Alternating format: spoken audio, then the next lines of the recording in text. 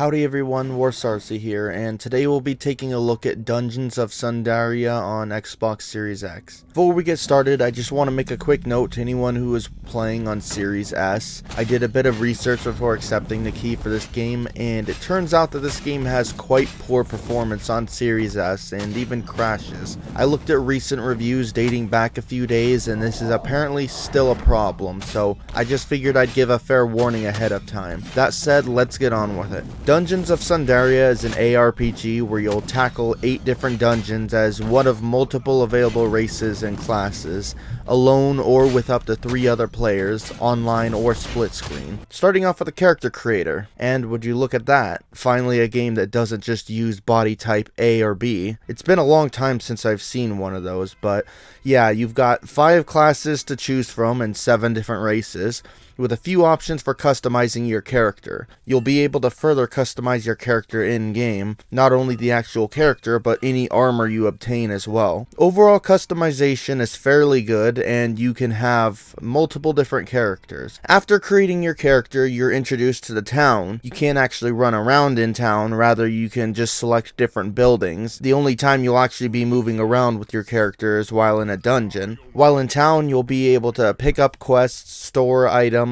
buy and sell stuff, learn new skills, and prepare for your next dungeon visit. After picking up some quests, you'll make your way to your first dungeon. Each dungeon is quite lengthy, having loads of enemies and plenty of bosses, with multiple checkpoints sprinkled around in them that you can jump in and out of. Each of the 8 different dungeons has 3 different difficulties with their own recommended level. These dungeons are quite massive, and unfortunately, while you do get a mini-map to help navigate them, there is no full screen map. I've had a few instances where I ended up accidentally going back the way I came from thanks to that. The combat in this game is great. I chose the champion, which is basically the equivalent of the warrior, so of course I went the melee method, and all of the different attacks felt great. For champions, you've got skills based on what type of weapon you're equipping, like two-handed specific attacks and attacks with shields. You get more skills as you level up, and you can arrange them on your bar however you please to be bound to whichever button you like, which helps to move aside useless skills, like if you're fighting one-handed and have no need for two-handed skills. While you earn skills, you can also upgrade pre-existing ones to be more effective back in town from the trainer of your specific class. Outside of skills and regular attacks, you can also perform dodge rolls to avoid attacks, or use a shield to block manually. I never felt any sort of clunk with it, not with my attacks nor that of the enemies. Speaking of the enemies, they've all got their own sorts of strategies. You'll have rogues that'll hide around a corner and will jump you as you enter the room. You'll have magic users that keep their distance and will start summoning minions to get you. And many enemies will even try to retreat back into others when they get low on health. Of course, when we move on to bosses, the strategies broaden even further. You've got ones that will attack you for a bit before retreating elsewhere, ones that will fight you head on for a while before summoning minions, and even ones that will have temporary moments of invincibility or start healing until you deal with certain minions or objects. It's overall something this game does great. The bosses have great variety and even have sprinkles of their own personality with wonderfully voiced lines as they fight you. That's actually something that's of high quality in general with this game. The voice acting. So remember when I said the Series S version had performance issues?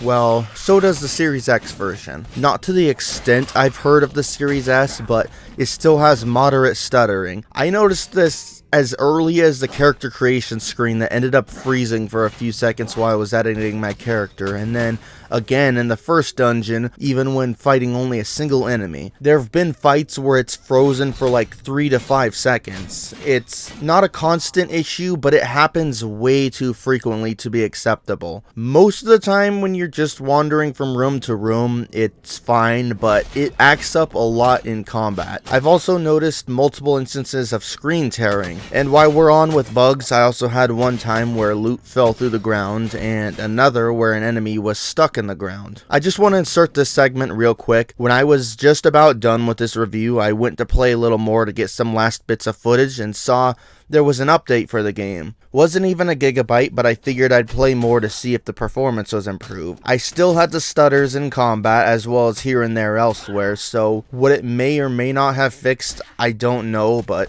it does at least seem the game is still being updated. Maybe it was more specifically for the Series S version, but who knows. One thing I want to mention is the game has co-op, both split screen and online, supporting 4 players with both. I didn't have anyone to play co-op with, but I heard there's also an issue of the other players not keeping their gear. I don't know if it's bound to local multiplayer only or online as well, but it's another thing I figured I'd mention just to be thorough, just in case. It's a shame that an otherwise great game is dragged down by these issues, because at $15 I could easily recommend this. For a budget title, it's got a hell of a lot going for it, and even with all the issues, I love this game. I had and still am having a blast with it. It's this reason that I'll say if you can get this game on sale, or wait to see if things get patched up a bit, I'd absolutely recommend giving it a try. So if you want it yourself, it's available on the Microsoft Store for $15. I'd like to thank Industry Games for sending me the review key.